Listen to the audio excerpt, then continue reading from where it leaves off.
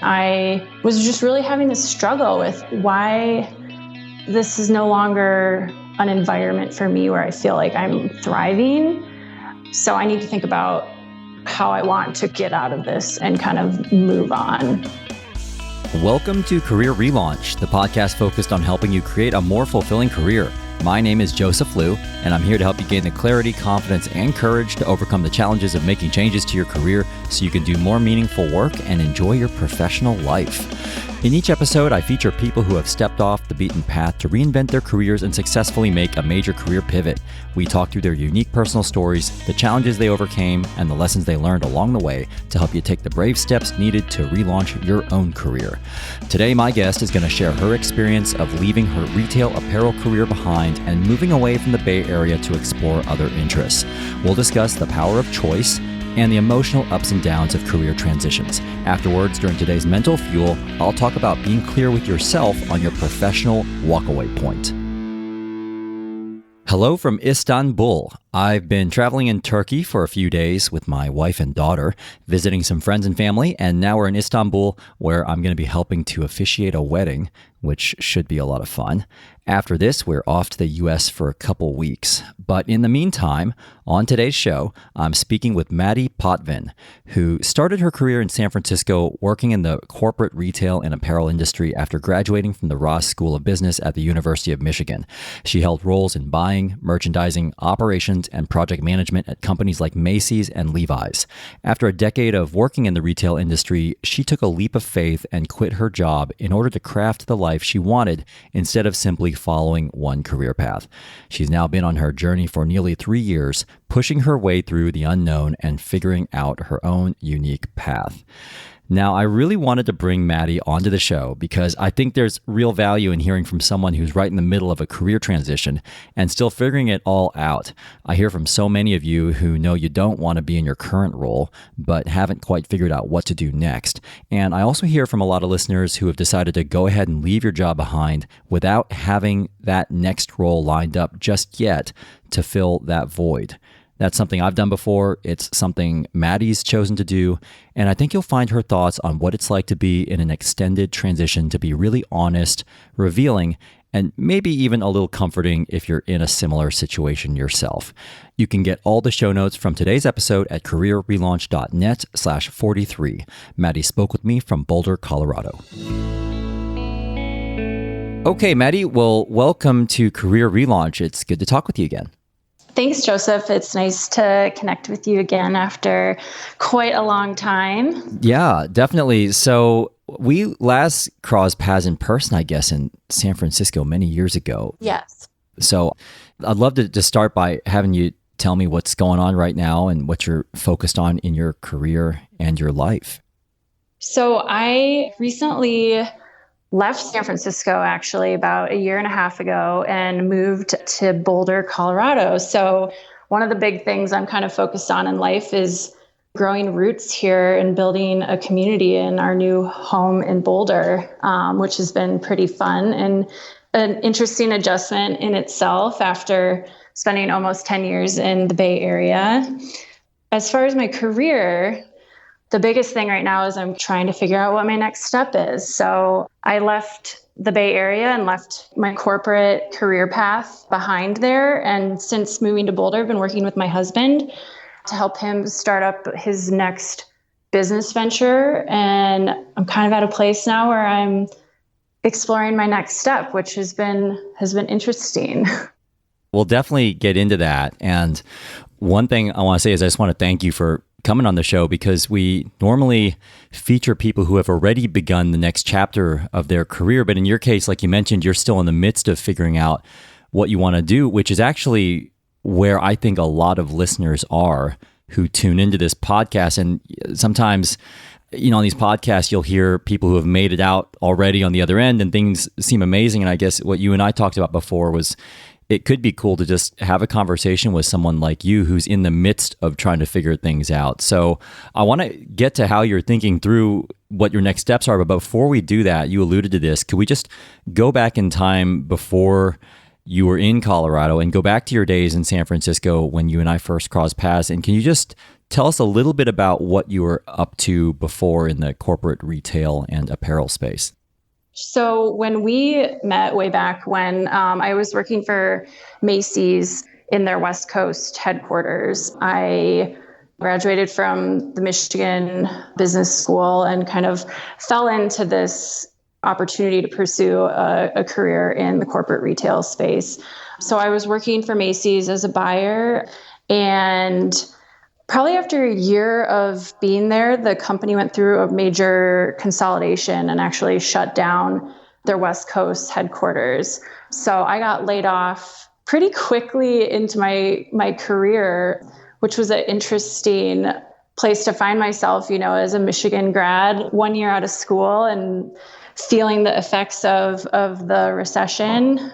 What was that like for you to get laid off reasonably quickly from your first job for a very well-known brand?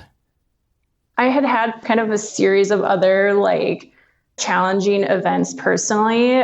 And after graduating and moving across the country, and that was the cherry on top of the sundae, the bad Sunday. And so for me, I was kind of you know what?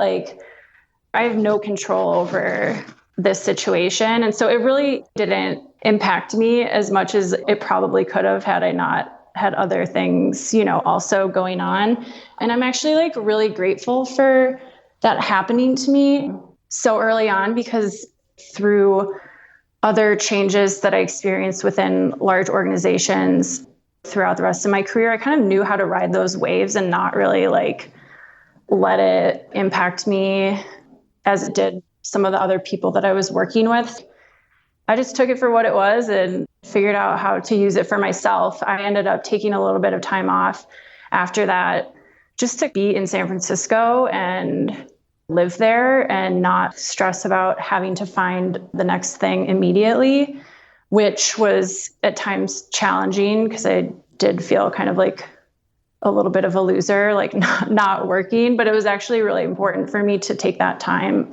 And then it eventually led me to an opportunity to work for Cost Plus World Market, which then led me to eventually getting an opportunity to work at Levi's, which was such a great experience for me.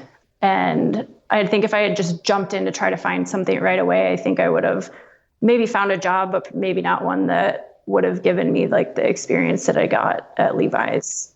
Now, one thing, Maddie, that I think a lot of people wonder about is after you get laid off, and I remember during the time I think you're talking about, which is between 2000, maybe 2009-ish, 2009.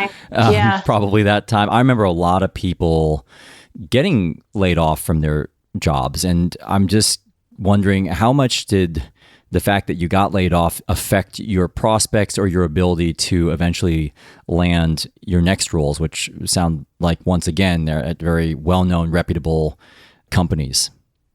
At least within the Bay Area, I think a lot of companies really welcomed anybody that had worked at Macy's with open arms.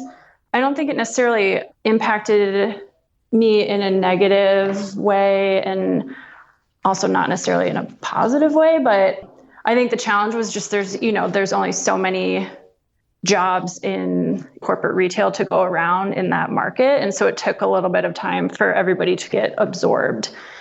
What ultimately made you decide to leave Levi's? I knew that wasn't going to be what I wanted to do forever. I kind of saw all these executives, and a lot of them were women, and I saw them doing their jobs, and I really respected them and I appreciated them, but I was I don't want that to be me. I wasn't going to sit and try to climb the corporate ladder. For me, I wanted to pursue that path so that I could learn as much as I could and get as many different experiences in different areas within a company. So that was kind of always in the back of my mind. And then as far as when I actually got to a place where I realized that it was my time to go, I remember the moment I was at this big milestone meeting that I had planned where people had flown in from all over the world, and our leadership team is up there speaking, and there's a lot of really, really great, brilliant people at Levi's. But I was watching this leadership team, and was just really having this struggle with why this is no longer an environment for me where I feel like I'm thriving. So I need to think about how I want to get out of this and kind of move on. What do you think was the hardest part about walking away from all of that, in spite of the fact that it sounds like it was quite clear for you that this wasn't where you wanted to remain? It wasn't that hard for me actually, because once I kind of like make up my mind about something, I'm pretty sure about it. As like kind of my next step of like, okay, I know that this isn't what I need to start figuring out what my exit looks like and when that's going to happen. And my next step to doing that was working with a coach. He wasn't a career coach. He was really more of, I would say, a life coach, and really just helped me reframe my perspective on life, and really like helped me understand I have choice in my life, and like the cultural pressures that are out there, like you have to have a solid salary, you have to like have benefits that your company pays for. You have all these things that kind of keep people in these corporate jobs. But at the end of the day, everybody has choice every single day in how they spend their time and what they choose to do. So I worked with him for probably 6 months or so. And that really helped me get to a place where I was very confident and sure, and really took the fear out of it. For those people out there listening to this, Maddie, who are maybe in a situation where they're feeling a little bit afraid of making that leap, was there anything in particular that you can remember from those sessions that helped you take the fear out of making the move? One thing was the worst case scenario. The worst case scenario is that we have to leave San Francisco and move in with one of our parents and live with our parents, and like maybe get a job that we like don't love but can totally do. Like that was the worst case scenario. When you actually like break it down, it's and kind of look at the truths and take some of the fears out, it makes it a little bit easier to kind of make those sorts of leaps. And then the other thing, that like my coach got me to think about was like, okay, when you're 90 years old, you're a little old lady, you're all wrinkled, and you're sitting on your front porch on your, rocking chair, and you look back at your life, are you going to be proud of yourself with the accomplishments that you maybe would have if you continued to work for a Levi's or another big company and just really did the corporate grind? Is that going to make you feel proud? Or if you take a leap and you stumble and you fall and like it eventually leads you to something great, like you're giving yourself a chance to have like a completely different trajectory. And when you look back on your life, how do you want to feel? Everybody always has a choice. Nobody's ever stuck in a situation. You do have a choice to make steps to get out of that, or at least try different things. So what did you decide to do next then? Right around this time, my husband and I got engaged. Also around this time, my husband, who had started and run a green building consulting company in the Bay Area for about 8 years, he was going to be peeling off of that company and going on his own. So we kind of saw both of our paths converging to this place where we were potentially both not going to be working. So we decided to take some time off together and travel and get married and decide where we wanted to live, and really use the time to define and shape what we wanted our life to be, and not let that be dictated by our careers or anything else. So we traveled a lot. We did a 2-month honeymoon in a camper van in Europe and had a lot of fun. That time is going to be one of those moments where we're always going to look back on in our life as kind of a really pivotal moment, I think we've all seen, probably on, for me, mostly like Instagram, where you see these people doing these travels or taking a little bit of a hiatus from work. And it's great if you have the opportunity to do that. But yeah, I'm always curious what's happening behind the scenes, because it looks so incredible and amazing. I've never done it myself, but I just wondered how it actually goes versus what you envisioned. It is great to have that freedom and to like have all these different experiences. It is also like, it's really isolating, and I didn't realize how much of my identity was wrapped up in my job.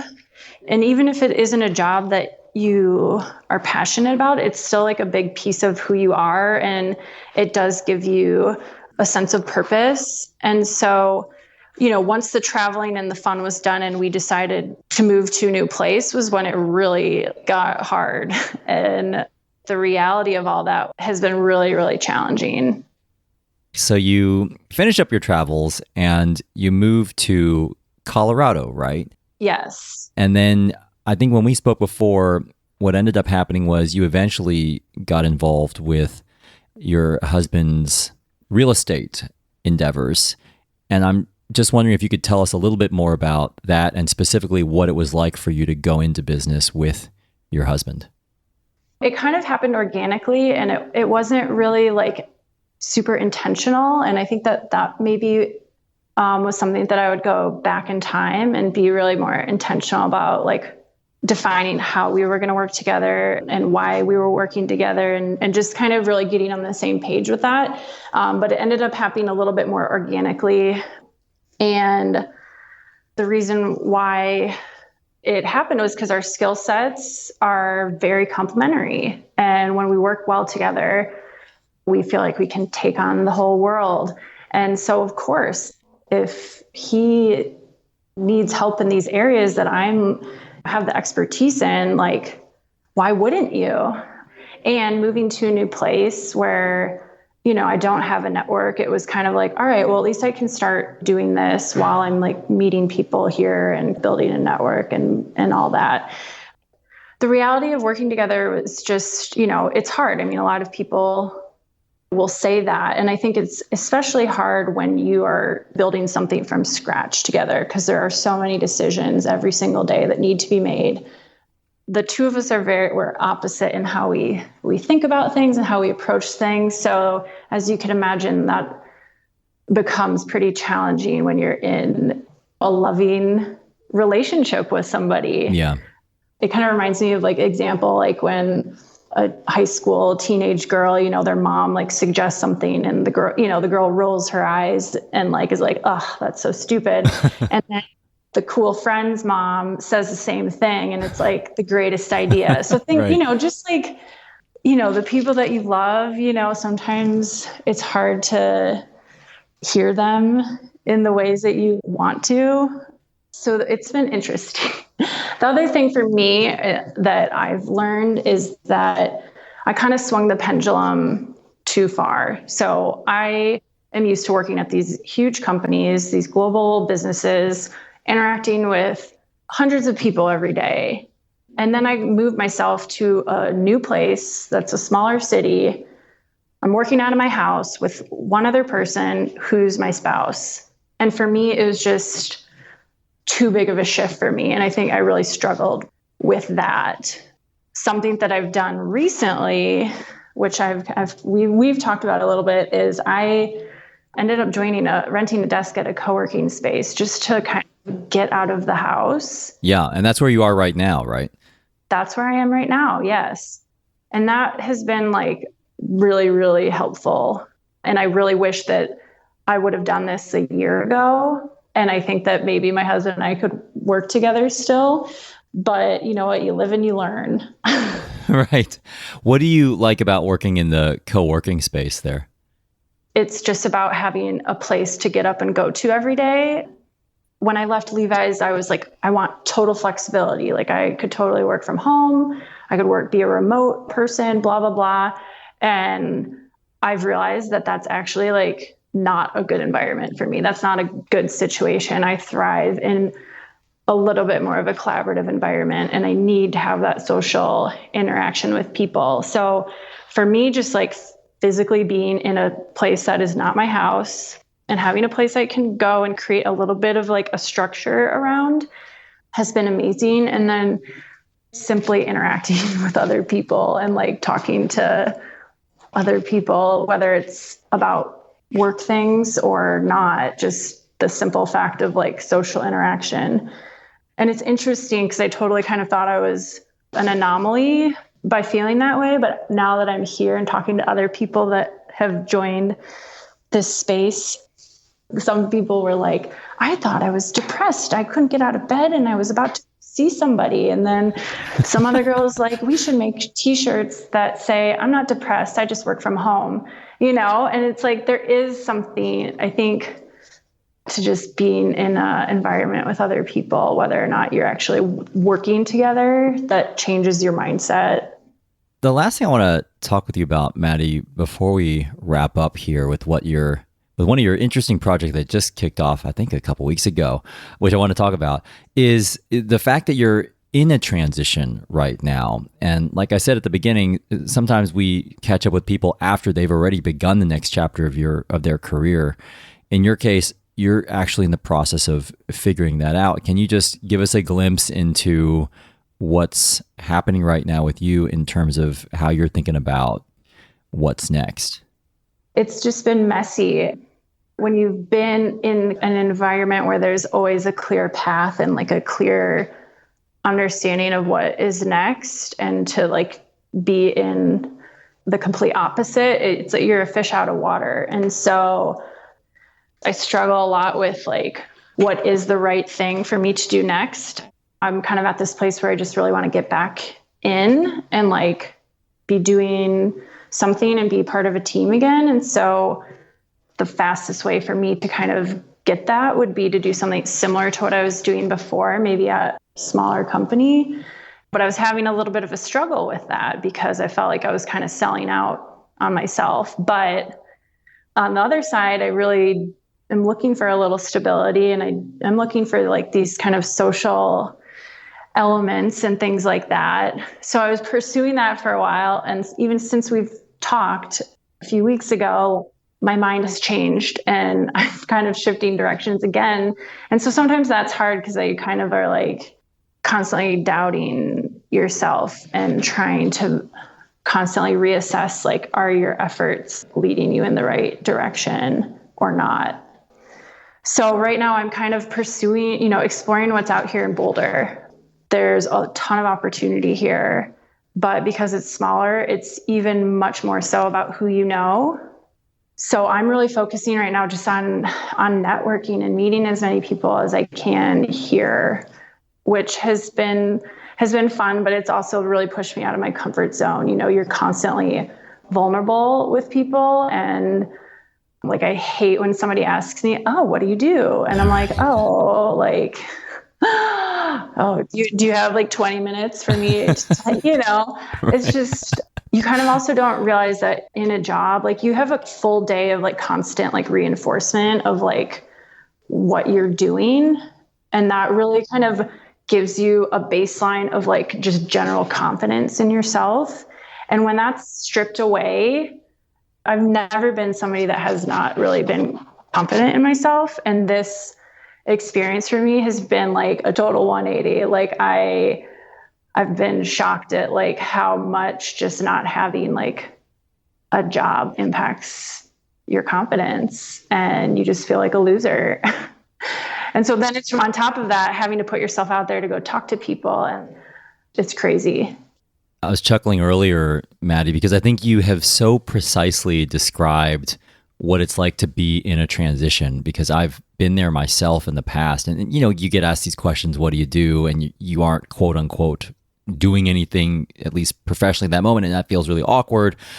And yeah, you have lost a part of your professional identity at a time when you actually need to feel confident in yourself, but your situation is chipping away at your confidence all the time. So it's this really tough transitional period that, like, if anybody's been through that, and I have myself, it really does test you, and it really is hard to keep your psychology positive during those times. Another thing that you mentioned there, which really just resonated with me, was the idea that when you're on your own, it is very easy to get lost in a downward spiral of thoughts. Oh my gosh. I'm not talking about anything like clinical or anything, but just keeping yourself motivated I watched a movie with my wife last weekend called Brad's Status, which Okay. I don't know if you've seen it. It features No, Ben. I'm going to write it down though. It's really good. It's a comedy. It features Ben Stiller, and it's just about this guy who is stuck in his mind related to how he stacks up compared to the other guys he was friends with in college, and feeling like he's just not quite as far along as they are. And it literally is him laying awake at night wondering if he's a failure or not. And so, but I mentioned the movie because I think, and it just relates to some of the things that you're talking about the psychology of a transition being so difficult. Just one more question about this before we wrap up is, how do you personally manage to keep going during those times when you're feeling a little bit like, I don't know if I can keep doing this? Like, how do you manage that? I try to just know that there's going to be ups and downs. I just know that. And so when I'm feeling great and I'm feeling like momentum and I feel like what I'm doing is leading me towards something, I really try to like maximize that. And I try to just like push myself, not think and not doubt myself, and just reach out to people and work off of that momentum. And then when I'm feeling down, if I'm getting really discouraged, I just try to be like as kind to myself as I can and not beat myself up more. Sometimes it is just like taking a little bit of a break from it and spending energy on some other things that make me happy. So like I've gotten involved with a couple volunteer opportunities within Boulder that have been like really like great for my soul. Things like that fill me up in other ways and give the other things a little bit of a backseat. That seems to help me. And then also, and I'm not just saying this to you to like butter you up, but listening to the Career Relaunch podcast and just other similar stories of people that have like kind of gone through transitions like this has really helped me. Like when I'm like really feeling crappy, I will like turn on an episode and I'll be like, okay, you're not alone. There's other people that have been there and they've gone through it. So like, you just got to keep trucking along. Just like that reinforcement that you're not crazy for what you're doing and that it is going to all work out. Just reminding yourself of that has been super helpful for me. Well, first of all, that's really great to hear that these stories that we feature on the show, including yours, are sort of a way of providing people with companionship on what is otherwise or can be a rather lonely journey whenever you step off the beaten path. So that's great to hear. And speaking of things you mentioned that are good for your soul, I'd like to wrap up with what you're doing right now, because I've been following you on Instagram and I would love to hear a little bit more about your new adventure of building out your Mercedes Sprinter van. Can you tell us about what that's all about?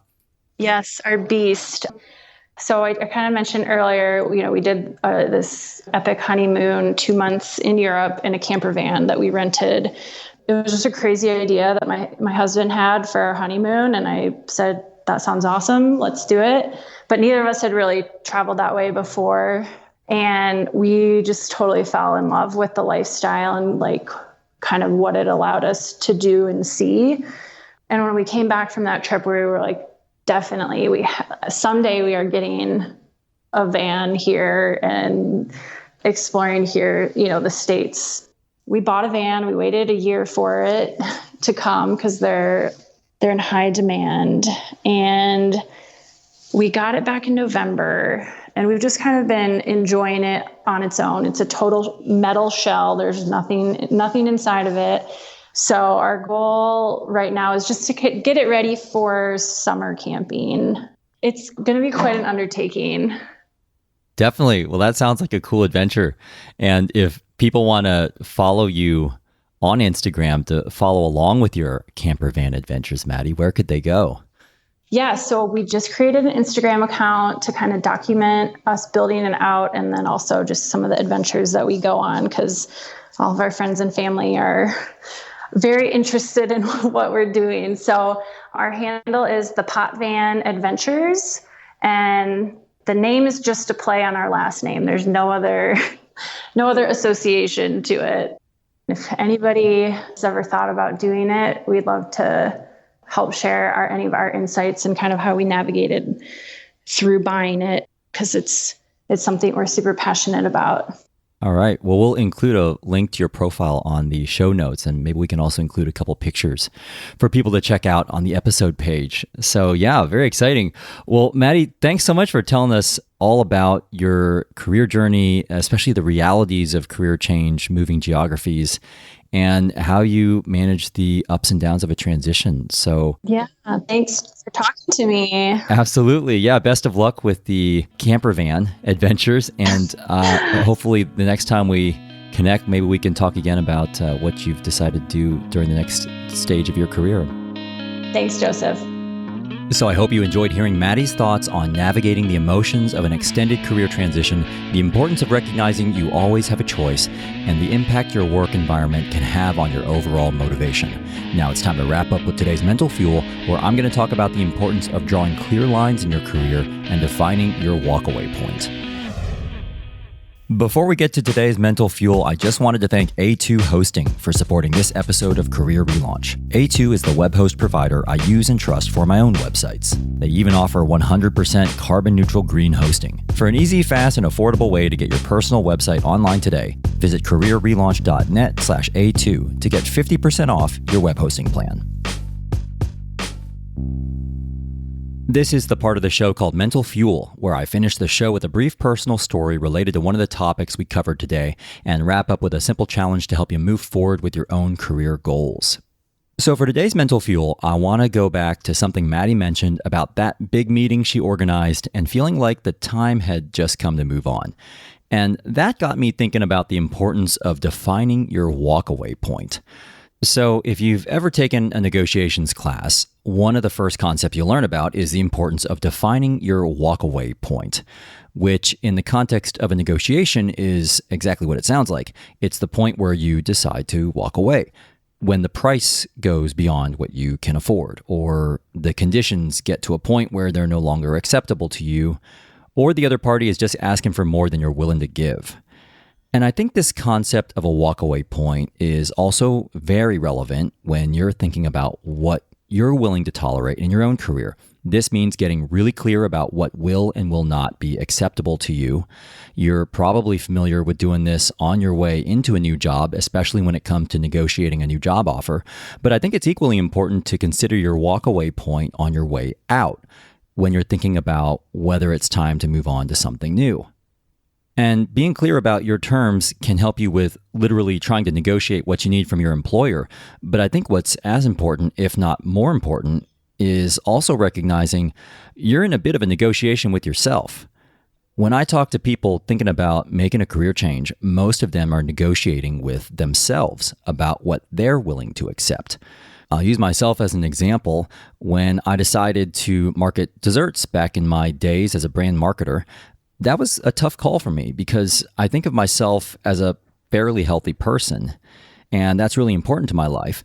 But I negotiated with myself saying, okay, I'm willing to market these products because I think I'll gain something else that's important, like having an opportunity to broaden my range of experiences as a marketer, or having an opportunity to work for a really reputable company.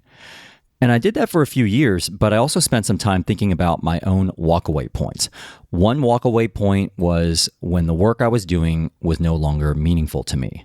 Another was if my work was adversely affecting my family life, my physical health, or my emotional well-being.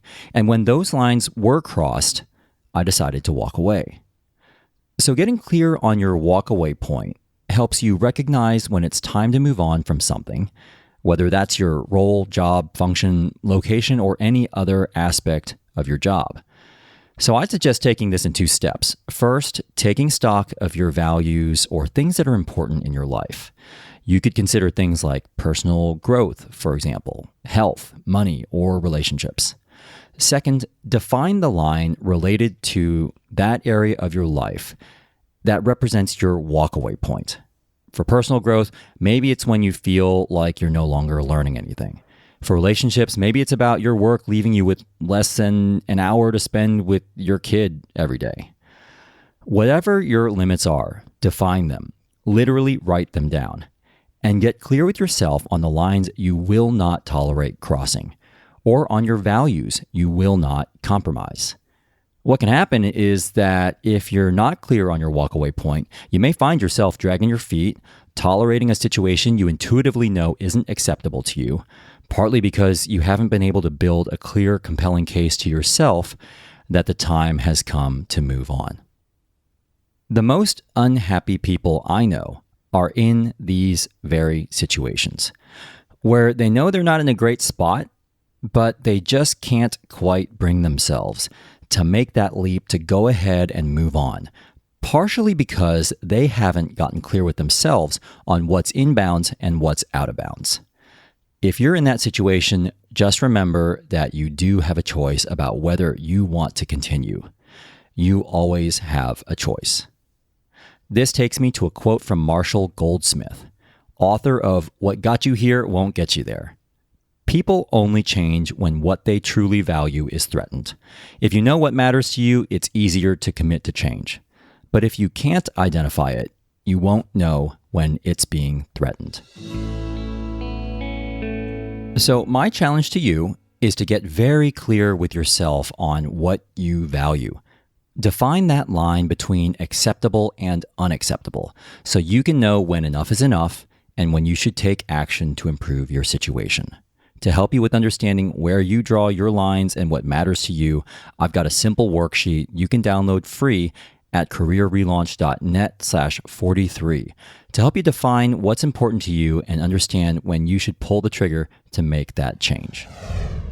Before we go today, I just wanted to thank MJ in the US for leaving this kind review on Apple Podcasts for the show, who wrote, I found this podcast right after I went on sabbatical, and it turned into a great source of inspiration and guidance when I needed it most. The show has a unique way of effortlessly guiding you through what can be a very intimidating process. Well, MJ, first of all, I hope your sabbatical has been going well. I know taking some time off from work can be a really good opportunity to reflect on what really matters to you, so I hope you're managing to do that. Thanks so much for your kind review, and I really appreciate having you as a listener. If you would like to help Career Relaunch reach more people who can benefit from these stories, I'd really appreciate you leaving a positive review on Apple Podcasts. You can find the link to do that at careerrelaunch.net/43, where you can also find a summary of all the key points from today's show. Again, that's careerrelaunch.net/43. In our next episode, I'll be speaking with a former recruiter who's now director of an executive recruitment firm focused on franchise recruitment. We're going to talk about the world of franchising as another way of feeding your entrepreneurial interests. In a few days, I'm heading off to the US, making pit stops in New York City, Las Vegas, and Portland. So I'm going to aim for this next episode to come out when I return to the UK in late July. Thanks so much for being part of the Career Relaunch community, and a special thanks again to Maddie Potvin for sharing her honest story with us today. This episode was mixed by Richard Pennington. Electrocardiogram wrote and performed our original theme song. I'm Joseph Liu, and I'll see you next time.